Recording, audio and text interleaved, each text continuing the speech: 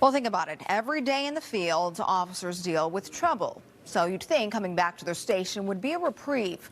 But not for the officers of the Plymouth Police Department. You're about to see why. As the garage door goes up to the Sally Port at the Plymouth Police Department, the trouble begins. There's barely enough room to take an offender out of the car and into their cramped quarters. As you can see, the two of us can't even fit through here together.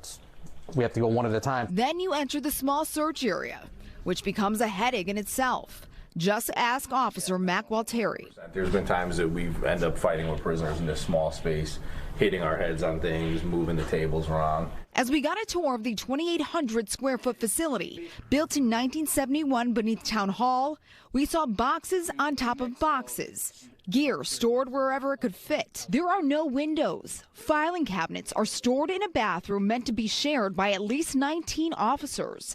Paperwork piled high on desks that barely fit in a small office. Not to mention parking signs stored in a corner because they couldn't fit in the only garage. If you're claustrophobic, you do not want to be in this interview room. It is absolutely cluttered, just like the entire police department. I don't even know what to say. I don't even know what to begin to say about what they are subjected to working in here. According to police, study after study has been conducted to assess the facility, all showing the need for more space. Police showed us the first study proving the space was inadequate, and that was 40 years ago. They've tried to make do with what little they have, now busting at the seams. Captain John Daniello also answered one very important question. Why was this space chosen in the first place? It rated very highly, and it came at no cost to the town, and it wasn't going to affect other areas where there could be potential taxable revenue. According to Captain Daniello, the State Bonding Commission earmarked $10 million for the project, but nothing has been pushed forward to the Appropriations Committee.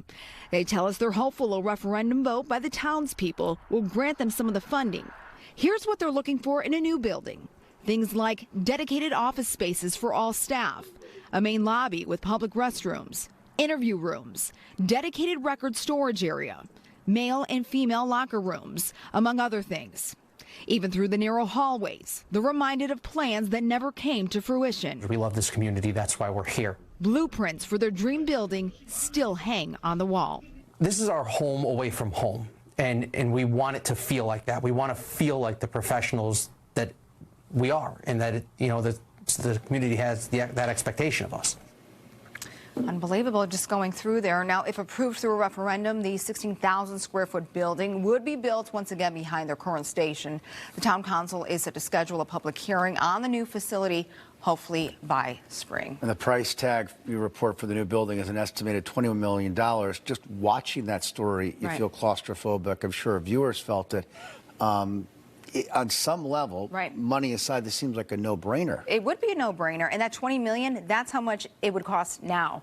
If they had done it years ago, it would have been a lot cheaper. But they just need the funding, and they need the help from the people. And is there a lot of attrition in that department because of those conditions? Yeah, it's very difficult. And the no windows, especially someone like myself, and I even said it in there, who's claustrophobic, very difficult. So the mental health goes into it, too, for these officers. They want to get out and they want to serve, and they want to be in the right frame of mind to do so. Well, kudos to you and our photojournalist, Greg Monty, for some excellent reporting, Amber.